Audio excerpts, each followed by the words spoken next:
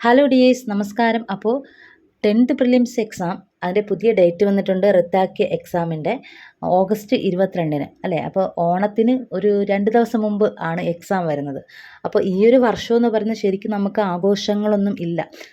കാരണം ഈ ഒരു എക്സാം കഴിഞ്ഞ ഉടനെ VFA എക്സാം വരുന്നുണ്ട്. അപ്പോൾ ഈ നെക്സ്റ്റ് സാറ്റർഡേ കുറേ എക്സാംസ് ഉണ്ടെന്ന് പറയുന്നു. അപ്പോൾ അതുകൊണ്ട് തന്നെ ഈ ഒരു വർഷം എക്സാംസിൻ്റെ ഒരു വർഷം തന്നെയാണ്. അപ്പം ഇപ്രാവശ്യം ആഘോഷങ്ങളൊന്നും ഇല്ലാതെ പോയി കഴിഞ്ഞാൽ തീർച്ചയായിട്ടും ഈ ഒരു വർഷം നല്ല ഒരു വർഷമായിട്ട് നമ്മുടെ ജീവിതത്തിലെ നല്ലൊരു വർഷമായിട്ട് മാറ്റിയെടുക്കാൻ പറ്റും.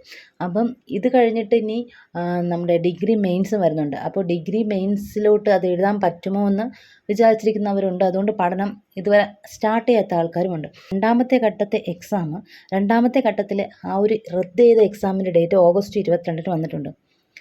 കോൾ അടിച്ചെന്ന് പറഞ്ഞാൽ സത്യം പറഞ്ഞു കഴിഞ്ഞാൽ ഒരു ലോട്ടറി തന്നെയാണ്. അന്ന് എക്സാം റദ്ദാക്കിയിട്ട് വിഷമത്തോടെ പോയവരും സന്തോഷത്തോടെയൊക്കെ ഹാളിൽ നിന്ന് പോയവർക്കും എല്ലാം ഇപ്പോൾ എന്തെങ്കിലും ഒരു കാരണം കൊണ്ട് നന്നായിട്ട് പഠിച്ചു വരുന്ന ഒരു കുട്ടി 2ാം സ്റ്റേജ് എക്സാമിന് നന്നായിട്ട് പഠിച്ചുകൊണ്ടിരിക്കുകയായിരുന്നു. അപ്പോൾ ഒരിടയ്ക്ക് വെച്ച് ഒരു ഗ്യാപ്പ് വന്നു, അല്ലെങ്കിൽ എന്തെങ്കിലും പ്രശ്നങ്ങൾ കൊണ്ട് പഠനം മുടങ്ങി, അല്ലെങ്കിൽ നന്നായിട്ട് കവർ ചെയ്യാൻ പറ്റിയില്ല. അങ്ങനെയൊക്കെയുള്ള ആൾക്കാർക്ക് ശരിക്കും ഈ എക്സാം നന്നായിട്ട് പഠിച്ചില്ലെന്നുള്ള വിഷമം ഉണ്ടായിരുന്നായിരിക്കും. അപ്പോൾ ഇത് റദ്ദ് ചെയ്തപ്പോൾ അവർക്ക് ഇത്തിരി സന്തോഷം ഉണ്ടായിരിക്കണം. പിന്നെ ചില ആൾക്കാർക്ക് നന്നായിട്ട് പഠിച്ച് പ്രാക്ടീസ് ചെയ്ത് ഈ ജോലിയും ലീവും എടുത്ത് കുഞ്ഞുങ്ങളെയും കൊണ്ട് പല പല പ്രതിസന്ധികളിലൂടെ കടന്നുപോയ കുറേ ആൾക്കാരുണ്ട്.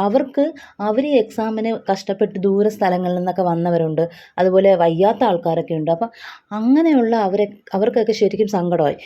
അപ്പം എന്തായാലും സംഭവം സങ്കടമായാലും അതായത് സന്തോഷത്തോടെ എക്സാം ഹാളിൽ നിന്ന് പോയവരായാലും സങ്കടത്തോടെ എക്സാം ഹാളിൽ നിന്ന് പോയവരായാലും രണ്ടുപേർക്കും ഒരുപോലെ ഒരു ഗോൾഡൻ ചാൻസ് തന്നെയെന്ന് എനിക്ക് പറയാൻ പറ്റും. കാരണം ഇത്രയും ഡേയ്സ് കൂടെ കിട്ടിയിരിക്കുകയാണ്. ഇതൊരു ഗോൾഡൻ ചാൻസ് ആണെന്നാണ് എനിക്ക് തോന്നുന്നത്. കാരണം ഒരുപാട് പേര് ഇനി പോർഷൻ കവർ ചെയ്യാനുണ്ട്, അല്ലെങ്കിൽ ഒന്നാമത്തെ ക്വസ്റ്റ്യൻ പേപ്പർ അല്ലെങ്കിൽ ലീക്ക്ഡ് ആയിട്ടുള്ള ക്വസ്റ്റ്യൻ പേപ്പർ കണ്ടപ്പോഴാണ് ക്വസ്റ്റ്യൻസ് ഔട്ട് ഓഫ് സിലബസും വന്നിട്ടുണ്ട്. മാത്സൊക്കെ പ്രത്യേകിച്ച് സിലബസിൽ പറഞ്ഞിട്ടല്ലാത്തത് ഒക്കെ വന്നിട്ടുണ്ട്. അപ്പോൾ ഇത് എങ്ങനെയാണ്, അപ്പോൾ +1 ടെക്സ്റ്റിൽ നിന്ന് ക്വസ്റ്റ്യൻസ് വന്നിട്ടുണ്ട്. അപ്പോൾ ആ ഒരു ഐഡിയ കിട്ടാൻ ഐഡിയ എന്തായാലും ഇനിയുള്ള സ്റ്റേജുകാർക്ക് കിട്ടി. നമുക്കിനി ഈ ഓഗസ്റ്റ് 22 വരെയുള്ള ആ ദിവസം 2ാം സ്റ്റേജിന് കിട്ടിയതുകൊണ്ട് തന്നെ നമ്മളിത്തിരി സന്തോഷത്തിലാണ് ഇരിക്കുന്നത്. കാരണം നമുക്ക് ഇത്രയും ദിവസം കിട്ടി, ക്വസ്റ്റ്യൻ പാറ്റേൺ മനസ്സിലായി, എവിടെ നിന്നൊക്കെയാണ് ക്വസ്റ്റ്യൻസ് വരുന്നത്, ക്വസ്റ്റ്യൻ്റെ സോഴ്സസ് ഒക്കെ നമ്മൾ യൂട്യൂബ് വീഡിയോസിലൊക്കെ കണ്ടു. അപ്പോൾ അങ്ങനെ ഇരിക്കുമ്പോൾ ഇനി ഇതിലും വലിയ പണിയാണ് അടുത്ത സ്റ്റേജിൽ വരുന്നതെന്നാണ് എനിക്ക് തോന്നുന്നത്. ഇത്രയും ഡേയ്സ് ഒരു സ്റ്റേജിന് കിട്ടിയതുകൊണ്ട് അപ്പോൾ എന്തുകൊണ്ട് ആ ഒരു ക്വസ്റ്റ്യൻ പേപ്പർ ഇത്തിരി കടുപ്പിക്കുമെന്നാണ് എനിക്ക് തോന്നുന്നത്. ക്വസ്റ്റ്യൻസ് AI ജനറേറ്റഡ് ക്വസ്റ്റ്യൻസ് ഒക്കെ ആണോ എന്നൊന്നും അറിയില്ല. ഇപ്പം എല്ലാം AIയുടെ കളിയായതുകൊണ്ട് ഇപ്പം ടെക്സ്റ്റൊക്കെ AIക്ക് കൊടുത്ത് അല്ലെങ്കിൽ കുറേ ഡീറ്റെയിൽസ് കൊടുത്തിട്ട് ക്വസ്റ്റ്യൻസ് തരാൻ പറഞ്ഞാൽ AI ക്വസ്റ്റ്യൻസ് കിട്ടും. തീർച്ചയായിട്ടും നല്ല ടഫ് ആയിട്ടുള്ള ക്വസ്റ്റ്യൻസ് വേണം നിങ്ങൾ പ്രതീക്ഷിക്കാൻ. അതുകൊണ്ട് ഇത്രയും ദിവസം കിട്ടിയെന്ന് കരുതി സന്തോഷിക്കുന്നതിനോടൊപ്പം ശരിക്കും ഈ ഒരു കാര്യം കൂടെ മനസ്സിൽ വെച്ചുകൊണ്ട് തന്നെ പ്രിപ്പയർ ചെയ്യാൻ. അപ്പോൾ നന്നായിട്ട് പഠിച്ച ആൾക്കാർക്കൊക്കെ എന്തായാലും റിവിഷനുള്ള സമയമായിരിക്കും. പിന്നെ വേറൊരു കേസെന്ന് പറയുന്നത്, ഇപ്പോൾ ഈ എല്ലാം പഠിച്ച് അവസാന നിമിഷത്തെ ഒരു ഭയങ്കരമായിട്ടുള്ള റിവിഷനൊക്കെ കഴിഞ്ഞ് എക്സാം ഹാളിൽ ചെന്നപ്പോൾ എക്സാം ഇല്ല. അപ്പോൾ എന്നിട്ട് വീട്ടിൽ വന്നിട്ട് അന്നത്തെ ദിവസം ഒന്നും പഠിച്ചു കാണില്ല, പിറ്റേ ദിവസം പഠിച്ചു കാണില്ല. അങ്ങനത്തെ കുറച്ച് ആൾക്കാരുണ്ട്. 2 ദിവസം കഴിഞ്ഞ് ഇനി പഠിക്കാം, അടുത്ത ഡേറ്റ് ഇനി എപ്പോൾ വരുമോയെന്ന് അറിയില്ലല്ലോ, അങ്ങനെ വിചാരിച്ചിരുന്ന ആൾക്കുണ്ട്. അങ്ങനെ ആ ഒരു ഫ്ലോ പോയ ആൾക്കാർ ഒരുപാട് കാണും ഈ കൂട്ടത്തിൽ.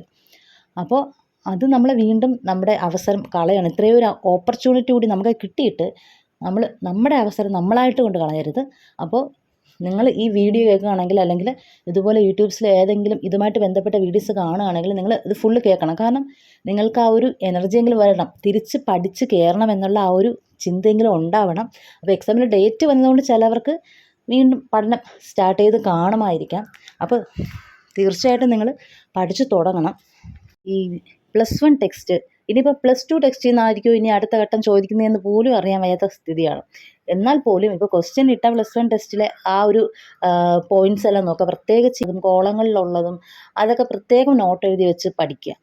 അതാണിപ്പോൾ അഡീഷണലായിട്ട് ഇതുവരെ പഠിച്ചതിൽ നിന്ന് വ്യത്യാസമായിട്ട് നമുക്ക് +1 ടെക്സ്റ്റ് പഠിക്കുക. പിന്നെ പറയാനുള്ളതെന്ന് പറഞ്ഞു കഴിഞ്ഞാൽ, ഈ സയൻസ് ടെക്സ്റ്റൊക്കെ 2019 ഉണ്ട്, 2024 ഉണ്ട്, 2025 ലേറ്റസ്റ്റ് ആയിട്ടുള്ള 2025 ഉണ്ട്. അപ്പോൾ ഇതിൽ ഏത് പഠിക്കണമെന്ന് ചോദിച്ചു കഴിഞ്ഞാൽ കണ്ടൻറ്റൊക്കെ ഏകദേശം ടെക്സ്റ്റ് മാറിയാലും അതിനകത്തെ കണ്ടൻറ്റൊക്കെ ഏകദേശം സെയിം തന്നെയാണ്. പിന്നെ അഡീഷണലായിട്ട് ഓരോ ബോക്സിലും അല്ലെങ്കിൽ എന്തെങ്കിലും പോയിൻറ്റ്സ് അഡീഷണലായിട്ട് വരുന്നു എന്നല്ലാതെ ഏകദേശം കണ്ടൻറ്റൊക്കെ സെയിം ആണ്. അപ്പോൾ നിങ്ങൾ പുതിയ ടെക്സ്റ്റ് എടുത്തിട്ട് അതിൻ്റെ നോട്ട്സ് അല്ലെങ്കിൽ പോയിന്റ്സ് എഴുതിയിട്ട് നിങ്ങൾ പഴയ ടെക്സ്റ്റ് ഒന്ന് വായിച്ചു നോക്കുന്നത് നല്ലതായിരിക്കും. അപ്പോൾ ഞാൻ നന്നായിട്ട് പഠിച്ചിട്ട് പോയെങ്കിൽ പോലും എനിക്ക് SCERT കവർ ചെയ്യാനുള്ള ഒരു ഇത് കിട്ടില്ല. അതായത് ബയോളജി ഞാൻ ഫുള്ള് കവർ ചെയ്തിരുന്നു. പക്ഷേ എനിക്ക് കെമിസ്ട്രിയും ഫിസിക്സും നന്നായിട്ട് ഫുള്ള് കവർ ചെയ്യാനുള്ള ആ ഒരു ടൈം കിട്ടിയിട്ടില്ലായിരുന്നു. അപ്പോൾ എനിക്ക് ഭയങ്കര വിഷമമായിരുന്നു. പക്ഷേ ഈ എക്സാം റദ്ദ് ചെയ്തു. ഞാൻ ശരിക്കും കുറച്ച് ദിവസം മുമ്പേ പ്രാർത്ഥിച്ചിരുന്നു, ദൈവമേ എന്തെങ്കിലും പറ്റണേ എന്ന്. സത്യമായിട്ട് ആദ്യമായിട്ടാണ് ഒരു എക്സാമിന് ഇങ്ങനെ പ്രാർത്ഥിക്കുന്നത്. കാരണം എനിക്ക് എക്സാം എഴുതി എടുക്കണമെന്നുള്ള ആ ഒരു ആഗ്രഹം ഭയങ്കര കൂടുതലായിരുന്നു. അപ്പോൾ എനിക്ക് ഇടയ്ക്ക് കുറച്ച് കാര്യങ്ങൾ കൊണ്ട് ഹോസ്പിറ്റൽ കേസുകളും കുറച്ച് കാര്യങ്ങളൊക്കെ ആയിട്ട് എനിക്ക് ഇടയ്ക്ക് ഒരു ബ്രേക്ക് വന്നു പഠനത്തിന്. അപ്പോൾ അതുകൊണ്ട് എനിക്ക് ഭയങ്കര വിഷമമായിരുന്നു, എക്സാം ഇങ്ങ് അടുത്തല്ലോ എന്നൊക്കെ. പക്ഷേ ഇത് റദ്ദ് ചെയ്തെന്നപ്പോൾ എനിക്ക് ഭയങ്കര സന്തോഷമായിരുന്നു. ഞാൻ ഹാളിൽ നിന്ന് ആ ക്ലോക്ക് റൂമിൽ നിന്ന് ഞാൻ സന്തോഷത്തോടെയാണ് ഇറങ്ങി വന്നത്. എല്ലാവർക്കും വിഷമമായിരുന്നു കേട്ടോ. അപ്പോൾ എനിക്ക് എല്ലാവരും ഇങ്ങനെ വിഷമമായിട്ട് ഇങ്ങനെ ഇരിക്കുമ്പോൾ എനിക്കാണെങ്കിൽ ചിരിക്കാനും പറ്റുന്നില്ല, സത്യമാണ്.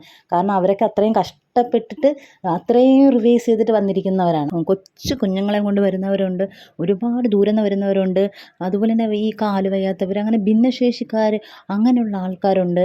അപ്പോൾ ജോലി ലീവ് എടുത്തിട്ട് വരുന്ന ആൾക്കാരുണ്ട്. അപ്പോൾ അത്രയും ബുദ്ധിമുട്ടി അവർ വരുന്നവരാണ് ഈ ഒരു എക്സാമിന് വേണ്ടിയിട്ട്.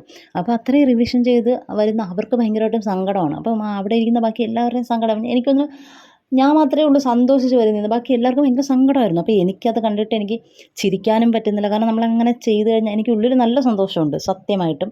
കാരണം എനിക്ക് നന്നായിട്ട് റിവൈസ് ചെയ്യാൻ പറ്റിയിട്ടില്ല. കുറച്ച് ഹെൽത്ത് ഇഷ്യൂസൊക്കെ ആയിട്ട് ഹോസ്പിറ്റലും അങ്ങനെയൊക്കെ ആയിട്ട് എനിക്ക് കുറേ ദിവസം പോയി. അപ്പോൾ എനിക്ക് വളരെ പ്രതീക്ഷയോടെ ഇരുന്ന ഒരു എക്സാമാണ്. ഞാൻ ആദ്യമായിട്ടാണ് ഒരു കമ്പനി ബോർഡ് LGS എഴുതുന്നത്. അപ്പോൾ LGSയെ ഞാൻ ആദ്യമായിട്ടാണ് എഴുതാൻ പോകുന്നത്, ഒരു LGS ലെവലുള്ള എക്സാം. മാത്സിന് എനിക്ക് ഫസ്റ്റ് സ്റ്റേജിൽ എനിക്ക് മാത്സിന് 19 മാർക്കുണ്ടായിരുന്നു. സെക്കൻഡ് സ്റ്റേജിൽ എനിക്ക് 11 മാർക്കേ ഉള്ളൂ.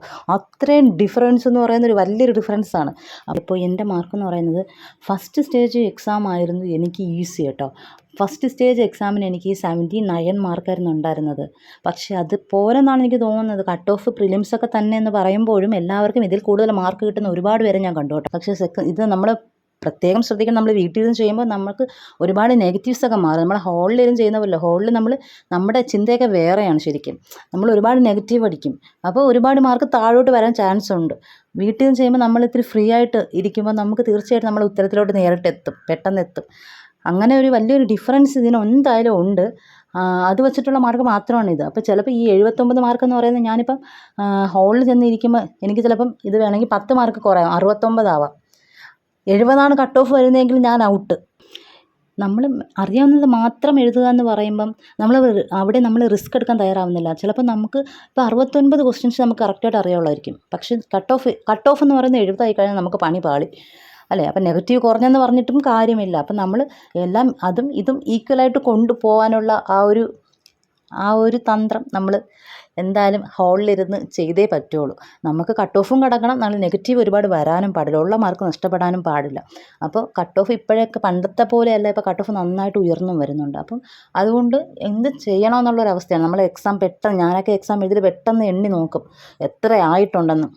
പക്ഷേ എണ്ണിക്കഴിയുമ്പോഴത്തേനും പിന്നെ നമുക്കൊരു ഇതാണ്. കാരണം ഇത് കട്ട് ഓഫ് ഇതിനേക്കാളും പോകുമോ എന്നുള്ള ആ ഒരു ചിന്തയാണ്. കാരണം ഇപ്പോൾ കട്ട് ഓഫ് എന്നൊക്കെ പറയുന്നത് പണ്ടത്തെ പോലെയുള്ള റേഞ്ച് അല്ലല്ലോ.